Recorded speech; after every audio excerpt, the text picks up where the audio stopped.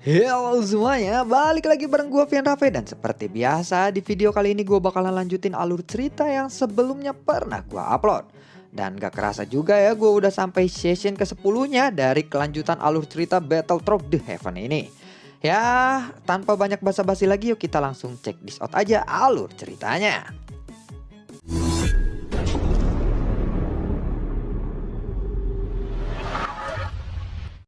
Di episode sebelumnya, setelah kemunculan The Fallen God yang berhasil memporak-porandakan formasi dari tim Morning, saat ini Dragon Scale juga telah muncul. Dan begitu Morning bisa menghancurkan tangan kanan dari The Fallen God, Xiaoyan pun langsung menyimpannya lagi. Xiaoyan, cepat segel dia, kalau tidak dia tidak akan terkendali, ucap dari Ding Yue. Mendengar itu Xiaoyan pun lalu mengangguk. Jangan sampai The Fallen God hancur di tempat ini, karena dia adalah salah satu senjata terbaik kita, ucap dari Ding Yue. Lalu Xiaoyan pun menggunakan pikirannya dan The Fallen God pun menghentikan tubuhnya. Kemudian The Fallen God pun kembali masuk ke dalam cincin penyimpanan Xiaoyan. Sementara itu dari kejauhan, Morning memandang Xiaoyan. Kenapa kamu menyimpannya lagi? Apakah kamu takut aku akan bisa menghancurkannya? Ucap dari Morning. Tidak, aku menyimpannya karena tugasnya sudah selesai. Biarkan aku saja yang menghadapimu, jawab dari Xiaoyan. Xiaoyan pun lalu melambaikan tangannya dan kekuatan Daoxian bintang 5-nya pun meletus. Bahkan di dalam lautan, nyala api Xiaoyan ini masih bisa menyebar dan kekuatannya tampak mengerikan. Tetapi bagaimanapun juga, kekuatan Xiaoyan hanyalah Daoxian bintang 5. Jika dibandingkan dengan Daoxian bintang 8, itu masih belum ada apa-apanya. Xiaoyan, bukannya aku tidak sopan. Apakah ini akan menjadi kekonyolan jika kamu melawan seseorang Daoxian bintang 8? Ucap dari Morning kepada Xiaoyan. Mendengar itu Xiaoyan pun tersenyum. Xiaoyan secara alami tahu bahwa kekuatan Morning bukanlah tandingannya. Jika dia ingin mengalahkan Morning, maka Xiaoyan harus mengorbankan salah satu senjata rahasianya.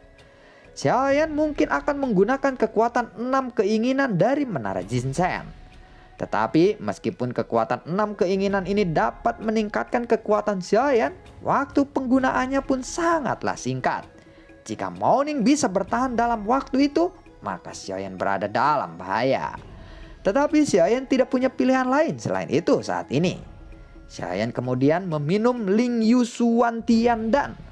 Lalu dia pun melangkah dan bergerak menuju ke arah Morning. Morning tahu betul bahwa Xiaoyan sama sekali bukanlah orang yang ceroboh. Xiaoyan pastilah menyiapkan sesuatu pada saat ini.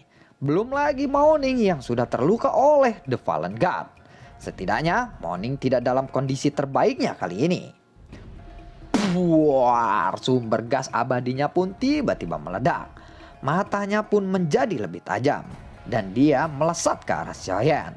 Pedang hitam dan nyala api yang hitam di tangan Morning pun berkedip-kedip ketika dia melambaikan pedang hitamnya. Nyala api hitam langsung menyelimuti Xiaoyan pada saat ini. Aku ingin tahu apa kamu sudah siap untuk menghadapiku sekarang atau tidak, ucap dari Morning. Sepertinya dia sedang memprovokasi Xiaoyan saat ini. Nyala api di tubuh Xiaoyan juga menyala. Dan saat dia akan bertarung dengan Morning, Xiaoyan pun langsung meminum Ling Yu Suan Tian Dan lagi. Lalu kekuatan Xiaoyan pun sekarang mencapai Daoxian bintang 6. Udara di sekitaran Xiaoyan pun meletus.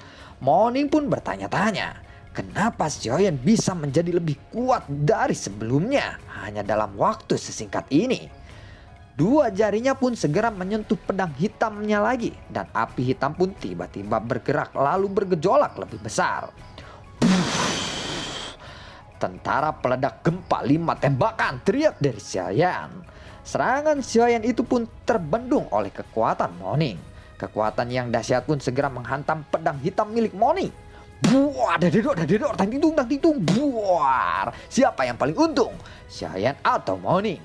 Saat Xiaoyan menghantamkan pedangnya, pedang hitam di tangan Morning pun bergetar dan Morning pun terhuyung ke belakang. Namun Xiaoyan tidak memberikan kesempatan kepada Morning untuk menstabilkan tubuhnya. Dia pun segera melesat lagi ke arah Morning. Aku sangat benci orang-orang munafik sepertimu.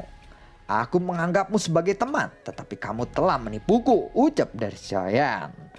Pedang berat Xiaoyan pun kembali menghantam Moning. Hiya, buar, gempa 5 kali tembakan, teriak dari Xiaoyan. Moning sama sekali tidak punya waktu untuk menghindarinya. Dededor, dededor, dededor, dededor. Seteguk darah pun lalu menyembur keluar dari mulut Moning. Dan tubuhnya pun langsung menabrak dasar lautan. Xiaoyan tahu bahwa ini belumlah cukup untuk menyiksa Moning. Dia harus mengambil kesempatan untuk membunuhnya secara langsung. Moning pun mencoba untuk menstabilkan tubuhnya kembali. Namun Xiaoyan telah menyusulnya. Pukulan ini adalah bentuk dari amarahku, ucap dari Xiaoyan. Buk, buk, buk, buar. Tubuh Moning pun kehilangan kendali lagi. Saat Moning membuka matanya, dia melihat saat ini ada 2 Xiaoyan. Dia tidak tahu bahwa ini adalah teknik avatar kutub bayangan yang dilakukan oleh Xiaoyan. Sehingga tidak mungkin baginya untuk mengetahui mana yang merupakan tubuh asli dari Xiaoyan. 2 sosok Xiaoyan ini sangatlah cepat. Mereka tidak memberi Moning kesempatan untuk bergerak. Hiya, dededuk, dededuk, dededuk, dededuk, buar. Bakbibuk, bakbibuk, buar. Ternyata dia memang bukan orang yang lemah. Aku salah menilainya, ucap dari Ratu Siput Laut saat melihat pertarungan Xiaoyan. Bahkan dia sendiri hampir mati oleh Moning. Dia benar-benar menyesal karena telah meremehkan Xiaoyan sebelumnya. Sialan orang ini, ucap dari Moning. Dia tiba-tiba meremas jari-jarinya dan kemudian menyerangnya secara spontan. Hiya, buar, sebuah kekuatan dahsyat pun meledak. Avatar Xiaoyan pun langsung terpental. Tubuh Xiaoyan yang asli juga terpental mundur sebelum akhirnya menstabilkan diri. Xiaoyan pun terkejut. Moning ternyata masih bisa menyerang dalam keadaan tertekan. Xiaoyan merasa sangat mengenali teknik jari ini. Dan teknik Moning sama seperti milik Xiaoyan, yaitu menggunakan jari manis. Tetapi yang digunakan Moning adalah tangan kiri, sementara Xiaoyan adalah tangan kanan. Kenapa Moning juga bisa mendapatkan jari aneh seperti itu? Moning pun lalu berdiri dari kejauhan, dan setelah menstabilkan tubuhnya, dia lalu menyekat darah di sudut mulutnya. Xiaoyan, kamu memang selalu mengejutkanku, tetapi saat ini kamu tidak punya banyak waktu lagi. Karena kekuatanmu pasti sudah tidak bisa bertahan lebih lama lagi, bukan? Ucap dari Moning. Xiaoyan tidak menghiraukan kata-kata Moning itu. Tanpa omong kosong, sosoknya pun kembali menyerangnya. Moning juga ikut bergerak dengan sangat cepat. Sumber gasnya pun mengalir keluar dan berubah menjadi telapak tangan yang sangat besar. Kemudian dia pun menangkap ratusan siput laut. Dan orang-orang yang ditangkap oleh Moning kehilangan kekuatan mereka secara instan dan hanya menyisakan tubuh kering saja. Saat Xiaoyan melihat adegan aneh ini, Xiaoyan pun yakin bahwa Moning memiliki jari yang sama sepertinya. Karena Xiaoyan jarang menggunakan kekuatan jarinya, jadi Xiaoyan tidak begitu memahami semua kekuatan dari jari manisnya ini. Dia tidak menyangka bahwa jari ini memiliki kekuatan yang begitu kejam.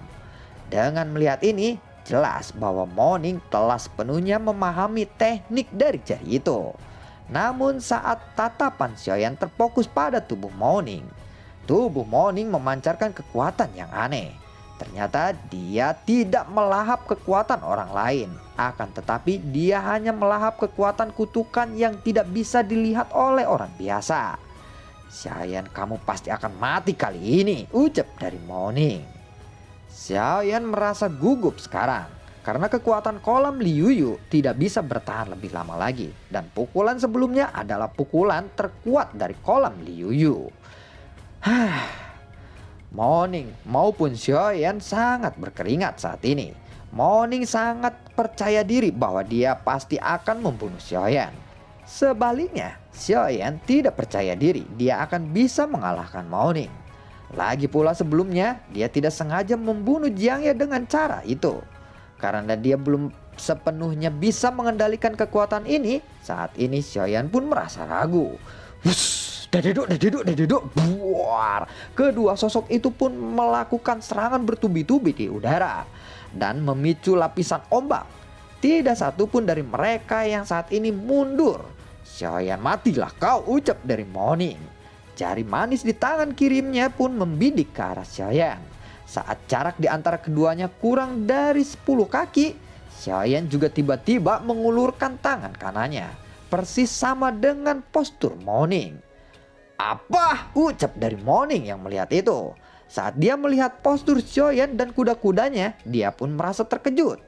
Jadi kamu juga memiliki warisan itu ya? Ucap dari Morning. Warisan? Tanya dari Xiaoyan di dalam hatinya. Xiaoyan tidak tahu bahwa jari ini sebenarnya adalah sebuah warisan. Xiaoyan hanya merasa jari itu sangatlah aneh. Hei, kita berdua adalah pewaris. Mari kita lihat siapa yang memenuhi syarat untuk menjadi pewaris sejati dari kekuatan ini, ucap dari Morning. Hiya, buar. Kedua kekuatan yang dahsyat pun meletus dan keduanya pun terluka. Mereka pun akhirnya mengeluarkan darah pada waktu yang sama. Xiaoyan, kamu benar-benar beruntung kali ini. Tetapi yang jelas hari ini hanya ada satu pemenang di antara kita, dan dialah yang akan bertahan hidup, ucap dari Morning. Meskipun aku tidak begitu mengerti tentang jari ini, aku yakin yang akan mati hari ini adalah kamu, ucap dari Xiaoyan. Itu belum tentu benar. Meskipun kamu dan aku sama-sama terluka, kekuatanmu ditingkatkan dengan beberapa metode rahasia, bukan? Sedangkan aku adalah petarung Daoxian bintang 8 yang nyata dan mutlak. Jika kekuatanmu kembali menurun, aku akan membunuhmu dengan mudah saat itu, ucap dari Morning. Benar saja, beberapa saat kemudian efek dari kolam Liu Yu dan ramuan Ling Xuantian dan benar-benar menghilang. Kekuatan Xiaoyan pun tiba-tiba turun kembali ke Daoxian bintang 5. Penurunan kekuatan ini menyebabkan Xiaoyan yang sudah terluka parah menjadi lebih parah lagi dari sebelumnya. Tebakan Morning benar. Morning pun lalu tertawa, merasa bangga saat ini, seolah-olah pertempuran ini sudah jelas akan berakhir dan dimenangkan olehnya. Xiaoyan, tampaknya Tuhan tidak peduli denganmu. Sayang sekali kali ini aku tidak akan membiarkanmu tetap hidup, ucap dari Morning. Xiaoyan pun merasa bahwa tubuhnya telah mencapai pada batasnya, dan sekarang dia hanya bisa meminta bantuan kepada Zhan Lao.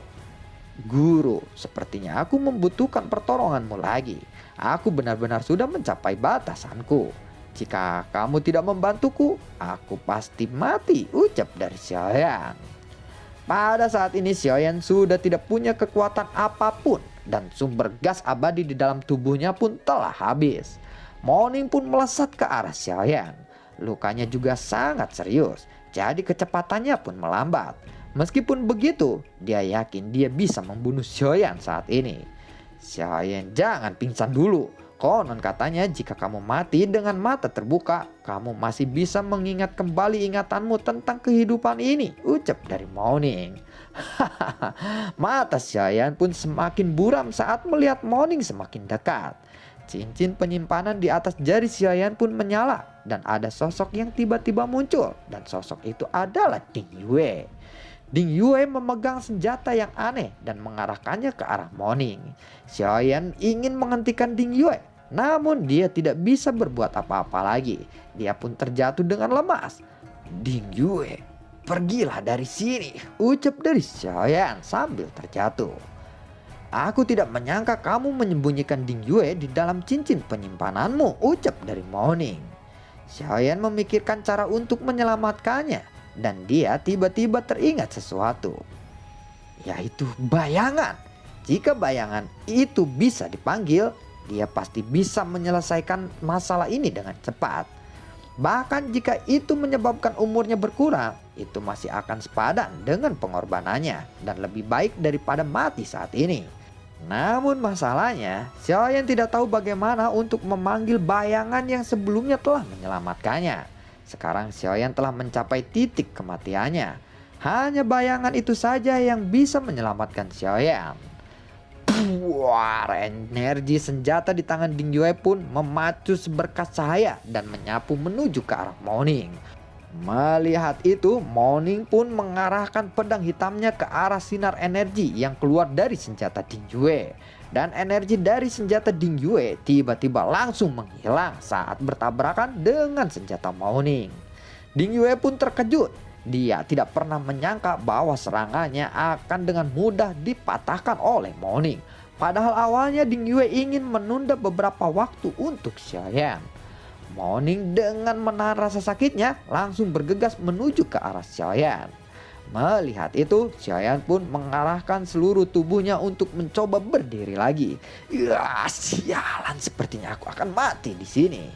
Bahkan Morning pun terkaget. Dia tidak menyangka bahwa Xiaoyan masih mampu bergerak. Walaupun tenaganya sudah habis, keinginannya untuk melindungi teman-temannya begitu besar. Inilah yang membuat Xiaoyan bisa berdiri lagi. Tidak boleh ada yang mati di sini, Ding Yue dan teman-temanku, ucap dari Xiaoyan. Xiaoyan, suara Ding Yue pun bergetar saat melihat Xiaoyan berdiri lagi. Emosi ini sebelumnya tidak pernah dirasakan oleh Ding Yue. Seseorang yang tidak memiliki hubungan darah dengannya bisa melakukan segalanya untuknya seperti ini. Ding Yue percaya bahwa siapapun di tim Fearless pasti tidak akan ragu untuk melakukan hal yang sama jika ada anggota yang lain terancam nyawanya. Xiaoyan, ini bukanlah waktu yang tepat untuk menjadi keras kepala seperti itu. Biarkan Ding Yue aku bawa saja setelah membunuhmu, ucap dari Morning. Xiaoyan kemudian menoleh ke arah Ding Yue. Ding Yue, cepatlah bawa semua orang pergi dari sini, ucap dari Xiaoyan. Setelah berbicara seperti itu, Xiaoyan pun langsung mendorong Ding Yue agar bisa keluar dari arena pertempuran itu. Yang kamu lakukan pasti akan sia-sia. Setelah aku selesai membunuhmu, aku pasti akan memburu mereka semua. Tidak akan ada yang tersisa pada saat itu, ucap dari Morning. Xiaoyan kemudian diam-diam memasukkan Baboyuan Lingo ke dalam mulutnya. Sekarang tidak ada cara lain. Xiaoyan hanya bisa berharap apa yang diucapkan Ding Yue benar, bahwa Lingo Baboyuan ini akan bekerja lebih baik ketika terluka parah dan tidak akan menjadi buah yang biasa. Xiaoyan pun sedikit tidak percaya dengan apa yang diucapkan oleh Ding Yue pada saat itu, karena dia benar-benar mengandalkan buah untuk menentukan hidup dan matinya saat ini. Xiaoyan menganggap ini adalah sesuatu tindakan yang konyol. Baboyuan Lingo ditelan oleh Xiaoyan saat rasa manis memenuhi tenggorokan Xiaoyan, dan sekarang Xiaoyan pun menunggu efek ajaib dari Baboyuan Lingo itu. 1, 2, 3. Tetapi tidak ada yang terjadi setelah beberapa saat berlalu. Ini si Morning udah pasti nyampe kepada Xiaoyan. Xiaoyan pun lalu menghela nafas dan tidak berdaya. Kali ini nasib baikku telah menghilang dan aku pasti akan mati di sini, ucap dari Xiaoyan. Xiaoyan, apakah ada kata-kata terakhirmu yang ingin kamu sampaikan? Aku akan mempersilahkanmu berbicara terlebih dahulu, ucap dari Morning. Xiaoyan pun lalu mengangkat kepalanya dan perlahan pun tersenyum. Bahkan saat tubuhnya terluka sangat parah pun, mata Xiaoyan masih bersinar terang. Kang Ping, apakah kamu pikir aku akan mati di sini? Tanya dari Xiaoyan. Xiaoyan, apakah kamu masih memiliki kekuatan untuk melawanku? Ucap dari Morning. Memang benar, aku sudah tidak memiliki kekuatan lagi, jawab dari Xiaoyan. Morning pun akhirnya menggelengkan kepalanya dan tersenyum. Dia lalu mengangkat pedang hitamnya dan membidik kepala Xiaoyan. Begitu pedang hitam itu jatuh, dia bisa langsung memotong kepala Xiaoyan. Tetapi aku tidak pernah berpikir bahwa aku akan mati dengan cara seperti ini. Kamu percaya kepadaku atau tidak? Ucap dari Xiaoyan. Mendengar itu, mata Morning pun tiba-tiba menyempit. Dia lalu menatap ke arah belakang Xiaoyan dan itu membuatnya terlihat gugup dan takut. Morning tidak lagi ragu-ragu dan dia tiba-tiba membanting pedang hitamnya yang berada di tangannya dan mengarahkannya kepada Xiaoyan. Xiaoyan jelas merasa pasrah kali ini, dan tentu saja itu karena Xiaoyan tidak memiliki kekuatan apapun untuk menghindarinya. Jadi dia hanya bisa menyaksikan pedang hitam itu menebas lehernya. Xiaoyan lalu tersenyum dan dengan percaya dirinya, pedang hitam melayang di antara leher Xiaoyan. Jaraknya kurang dari 2 jari lagi. Pedang ini hampir mendarat di kepala Xiaoyan, tetapi pedang itu tiba-tiba berhenti. Lihatlah Genping, aku bilang aku tidak akan bisa mati, tetapi kamu tidak percaya kepada aku, ucap dari Xiaoyan sambil tersenyum. Tiba-tiba Morning menjerit kesakitan. Rasa sakit ini berasal dari jiwanya. Xiaoyan tidak menoleh ke arah belakangnya untuk memeriksa ada apa di belakangnya, karena dia tahu bahwa di belakangnya pasti ada bayangan hitam itu. Buar. Dengan suara keras, jari manis di tangan kiri Morning tiba-tiba terputus dan jari manis di tangan kiri Morning pun dimasukkan ke dalam tubuh Xiaoyan. Tiba-tiba jari kiri Morning itu terbentuk di tangan kiri Xiaoyan. Adegan ini jelas membuat Xiaoyan sedikit terkejut lagi. Tidak mungkin, aku belum kalah. Kenapa ini bisa terjadi? Ucap dari Morning sambil menahan rasa sakitnya. Dia tidak percaya dengan apa yang terjadi di depan matanya. Pada saat yang sama, beberapa kenangan muncul di dalam pikiran Xiaoyan setelah Xiaoyan mendapatkan jari manis Morning. Dia sedang melihat bagian belakang seseorang pria yang sedang menatap ke dunia yang berwarna ungu gelap. Dan ada binatang buas yang tidak terhitung jumlahnya yang sedang melintas di bawahnya. Jari manis pria itu dikibaskan dan binatang buas yang tidak terhitung jumlahnya itu pun langsung berubah menjadi abu. Ini mengacu pada fagositosis. Menurut Wikipedia, fagositosis adalah proses seluler dan fagosit dan protista yang menggulung partikel padat dengan membran sel dan membentuk fagosom internal. Ini dapat melahap 10.000 jenis kekuatan yang menyatukannya menjadi miliknya satu. Apakah kamu mengerti, Xiaoyan?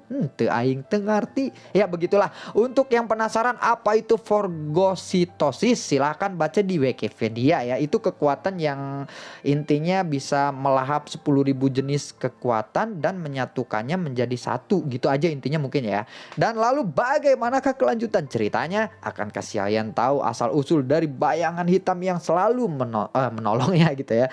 Nantikan konten-konten gue berikutnya dan semoga sehat selalu untuk kalian. Oh ya, gue selalu ucapin terima kasih banyak buat kalian yang sudah mendukung channel ini dari awal hingga saat ini. Dan gue selalu ucapin terima kasih banyak juga buat kalian yang sudah mensupport channel ini lewat link Saweria di bawah kolom deskripsi. Oke, terima kasih semuanya dan sampai ketemu lagi di video gue berikutnya. Assalamualaikum dan semoga sehat selalu untuk kalian. Dadah.